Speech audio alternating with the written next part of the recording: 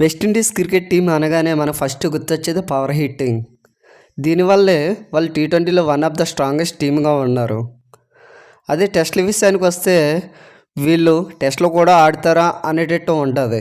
ఎందుకంటే వీళ్ళు టెస్ట్లో రికార్డులు అనామకంగా ఉన్నాయి. దానికి కారణం వాళ్ళ పవర్ హిట్టింగే. టెస్ట్లు ఆడాలంటే నిలకడగా స్టాండర్డ్గా ఓపికగా ఉండాలి. ఈ పవర్ హిట్టింగ్ వల్ల వాళ్ళు అంతసేపు ఓపికగా ఆడలేకపోతున్నారు.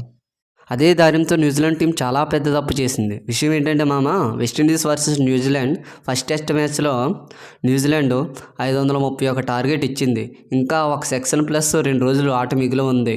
ఎలాగ ఫస్ట్ ఇన్నింగ్స్లో 161 రన్నుకు ఆల్అవుట్ చేస్తాము, వీళ్ళు అంటే ఇంకొక రోజులు ఆల్అవుట్ చేసేద్దాము అనుకున్నారు.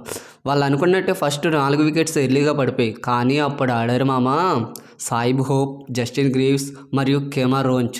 వీళ్ళు ముగ్గురాటికి ప్రపంచం మొత్తం ఫిదా అయిపోయింది. మేము టీ20 పవర్ హిట్టింగ్ బ్యాటింగే కాదు, టెస్ట్ బ్యాటింగ్ కూడా ఆడగలమని నిరూపించారు ఇంకా మ్యాచ్ విషయానికి వస్తే 2 రోజుల్లో ఒక సెక్షను బ్యాటింగ్ ఆడి ఎవరికి నమ్మశక్యంగా రీతిలోని వెస్టిండీస్ మ్యాచ్ను డ్రా చేసింది ఈ యొక్క కంటెంట్ నచ్చితే లైక్ చేసి సబ్స్క్రైబ్ చేయండి.